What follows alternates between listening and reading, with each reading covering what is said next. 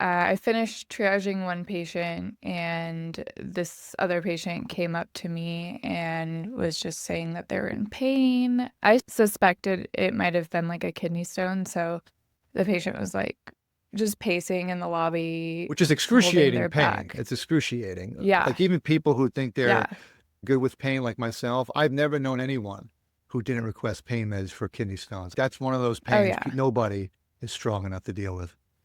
No. So I felt for the patient and I kept apologizing, but there's no doctors that really work out of the lobby. You can't give people pain meds that are going to be kept in the lobby. And it was just really frustrating for both of us because this person's screaming in my face in front of a full lobby of patients and ended up just we have blood pressure cuffs that we keep on them in the lobby Mhm. and just ripped that off, gave me a whack in the face, and then just exited the lobby.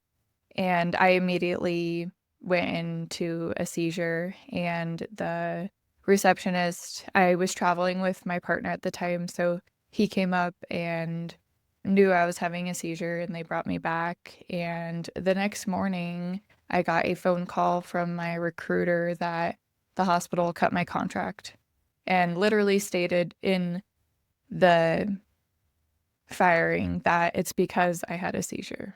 Because of the seizure, this isn't going to work out. Incredible. You were doing a travel contract at this hospital. And had you had a seizure before? Or do you have seizure disorder? I got diagnosed with seizures about 9 months prior to that, new onset, and I was really controlled by that time that I accepted that new contract. But the hospital knew I had, every time you do a travel contract as a travel nurse, you have to get a physical and you have to say what medications you're on, what your diagnosis is, etc. The hospital was aware. What did your agency say to you? They said, this has never happened before and we don't really know what to do, but it's over. Yeah. And yeah, they couldn't really do anything. But she said, my recruiter said, we can't really tell you anything further than what the hospital mentioned besides that one little statement. But if you want to know more, you have to have an attorney. And I said, oh, that must be a little hint. Yeah, I I know. must need to go further. How long were you working there before this happened? Out of curiosity. It was like my fourth week of a 13-week contract. You know why I asked that? I very briefly started my own nurse travel company.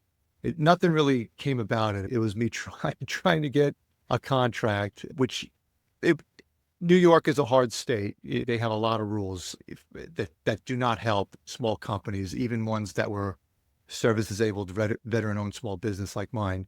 But I learned a lot. Yeah. It didn't really cost me anything. I made the money back that I had spent in taxes. But one of the things I learned was that when you place a nurse, one of the things they have in the contract is if the nurse doesn't work out within, say, 30 days, it could be 40 or 50 days, they'll replace the nurse with no extra cost to continue the contract. And so I'm just curious if something happens to a nurse and they're just like, we need to cut them loose and find a new nurse before that grace period is over. I just wonder what behind the scenes, what was occurring that certainly doesn't put your safety into account. My recruiter called my partner in the morning. She didn't call me, she called him. And the hospital actually cut his contract too. They didn't just cut mine, they cut his because we travel as a pair. And they also cut his contract, which was It's very, absurd to me. yeah, that's suspicious. And of Yeah. course they do it so quickly. There's no way anyone knows what's happening.